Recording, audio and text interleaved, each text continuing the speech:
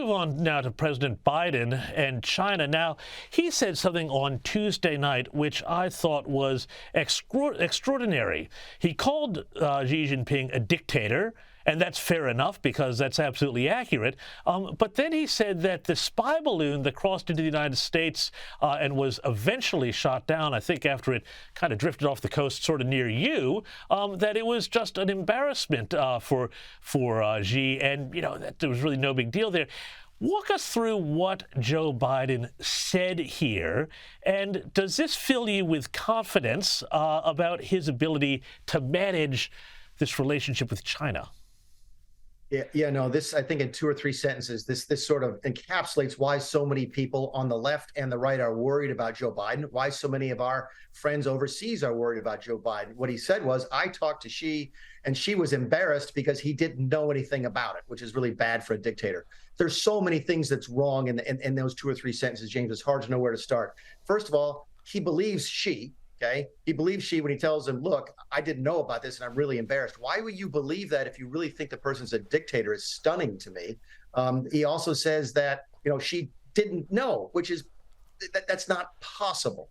So the fact that and calling him a dictator in public is just, well, it might be accurate, really isn't good for international relations. So there's so much wrong with that statement. In fact, every single sentence is wrong. It epitomizes in 10 seconds why so many people are worried about Joe Biden's ability to do this job.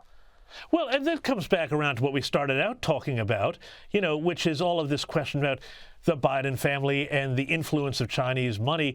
Now, I mean, there's sort of 2 options and neither are good here. One is that his mental capacities are failing him and he doesn't understand why what he said there is such a bad idea. But then there's also going to be lingering over some people's minds, especially Republicans, this notion that possibly, you know, the Bidens are in hock to Chinese entities and maybe trying to shift their message.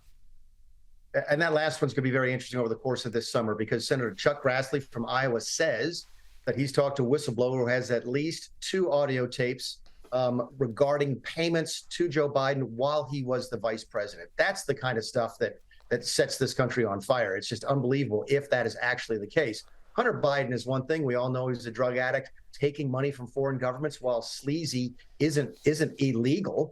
It looks really bad, but it's not against the law. If you're a sitting vice president, you're getting payments from foreign governments. That's a big deal. So that's the type of thing we worry about. Keep in mind, there's another option. Not only that he could be sort of being held hostage by a foreign government, or that he's getting on in age and no longer competent to do the job. There's the possibility he was just not that bright in the first place. Keep in mind, this is somebody who was described by another Democrat senator years ago as perhaps the most stupid person ever to serve in the United States Senate. He's famously stupid. So there's that type of attitude about Joe Biden here in the country. And the fact that his poll numbers continue to be very, very poor tell you, James, that even though inflation's doing a little better, the economy's doing okay, the job market is actually pretty good, the fact that Joe Biden's poll numbers are still miserable tell you that even if they like him, a lot of folks don't want him to be president again. There's a wonderful anecdote in an essay the New Republic did about Joe Biden in 2001 when he was head of the Committee on Foreign Relations, where after 9/11 he suggested sending $100 million to Iran as a no hard feelings sort of gesture. And that just shows you, I think, everything you need to know about Biden's foreign policy.